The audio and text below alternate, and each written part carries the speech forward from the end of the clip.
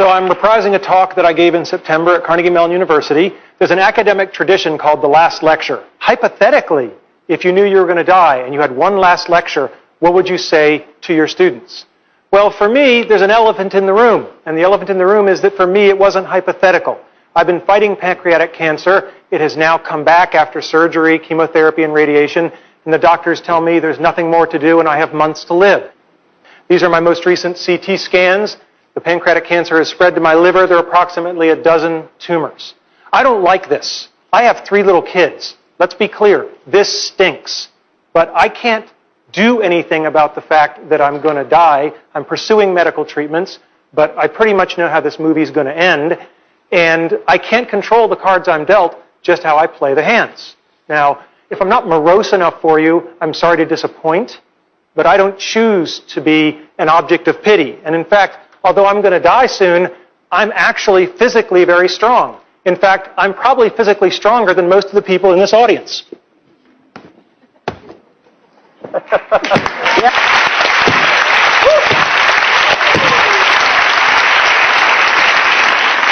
So, today's talk is not about death.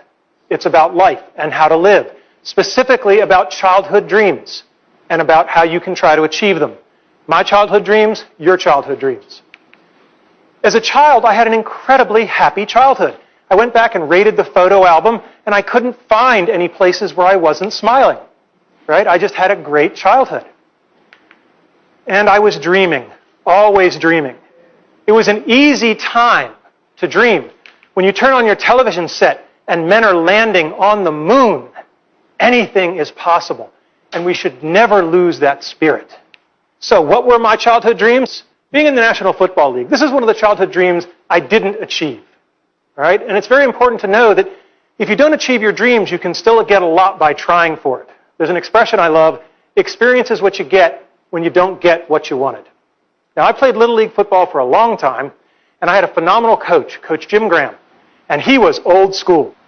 When I was at a practice, he rode me all practice. You know, you're doing it wrong, go back, do it again. You're sloughing off, you owe me push-ups. Just for 2 hours, it was relentless. And after practice, one of the assistant coaches came up to me and he said, yeah, Coach Graham rode you pretty hard. And I said, yeah. And he said, that's a good thing, because it means he cares. When you're doing a bad job and nobody points it out to you, that's when they've given up on you. And that's something that's really stuck with me, is when somebody is going to ride you for 2 hours, they're doing that because they care to make you better. So, next dream, Walt Disney Imagineering. When I was 8, my family took the pilgrimage to Disneyland in California. And it was this incredible experience, the rides and the shows and the attractions and everything. And I said, gosh, I'd like to make stuff like that when I get older. So I graduated from college and I tried to become an Imagineer. These are the people who make the magic. And I got a lovely rejection letter. And then I tried again after graduate school. And I've kept all of these rejection letters over the years.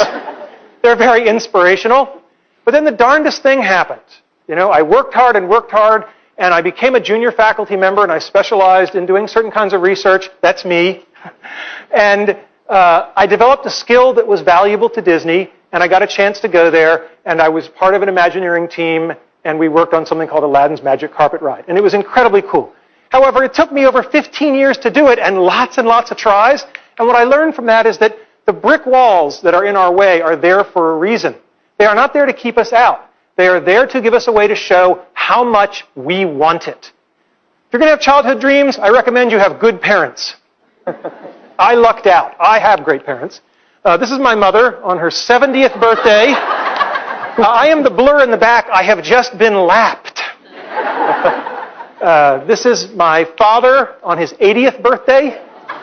There is this notion of have fun all the time. Have a sense of fun and wonder. That should never go away. All right? My dad, what an incredible guy. He fought in World War II. He was clearly part of the greatest generation. Sadly, my dad passed away a little over a year ago. And when my mother was going through his things, that was when she discovered that in World War II, he was awarded the Bronze Star for Valor. In 50 years of marriage, it had just never come up. There's a real lesson in humility that I can learn from my father there. Now, my mother. Mothers are people who love you even when you pull their hair. And this was the kind of relationship I had with my mother.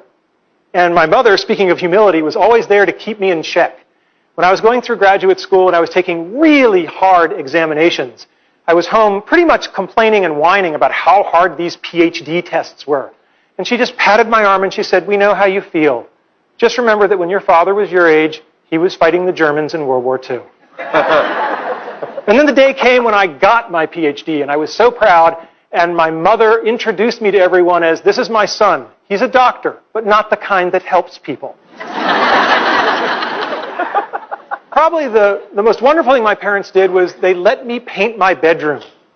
I said one day, "I want to paint stuff on the walls." And they said, "Okay."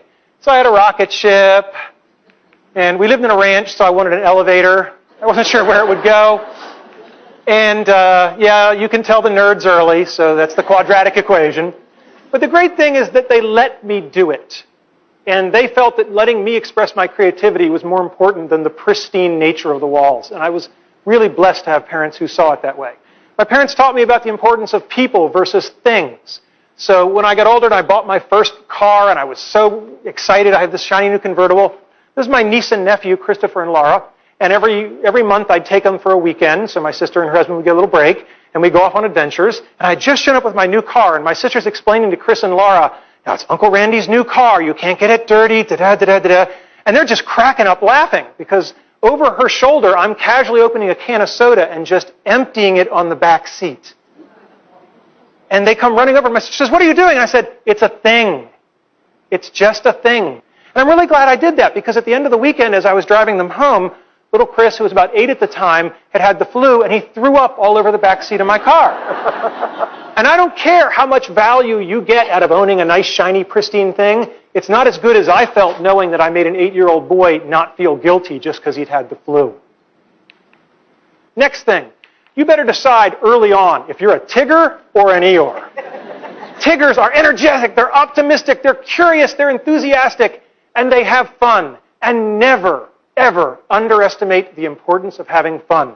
I am dying soon, and I am choosing to have fun today, tomorrow, and every other day I have left. If you want to achieve your dreams, you better work and play well with others, and that means you better live with integrity. Simple advice that you'll find hard to follow, just tell the truth. Second thing, when you screw up, apologize. There are a lot of bad apologies in America. A good apology has 3 parts. I'm sorry.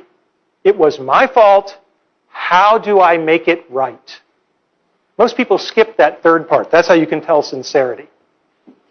The last thing is that we all have people that we don't like, that have done things we don't like, and what I have found is no one is pure evil. If you wait long enough, they will show you their good side. You can't make them do it in a hurry, but you can be patient. Show gratitude. When I got tenure as a young faculty member, there were about 15 young kids who'd been working in my research lab. I took them all down to Disney World for a week on my nickel. And one of my colleagues said, "This must have cost you an arm and a leg. How could you do it?" And I said, "These kids just worked day and night for years so that I could get the best job in the world for life. How could I not do it?" I mean, gratitude is a very simple thing, and it's a very powerful thing. And lastly, I don't think complaining and whining really solves the problem. This is Jackie Robinson, first black major leaguer, had it in his contract not to complain if people spit on him. All right? Now, I don't care if you're Jackie Robinson or if you're a guy like me who's only got a couple of months to live. You can choose to take your finite time and energy and effort, and you can spend it complaining, or you can spend it playing the game hard, which is probably going to be more helpful to you in the long run. Now, I told you this is part of the lecture series at Carnegie Mellon University, and it's important for you to know why I gave the talk. Okay?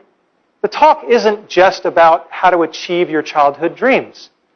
It's much broader than that. It's about how to live your life. Because if you lead your life the right way, the karma will take care of itself. The dreams will come to you. If you live properly, the dreams will come to you.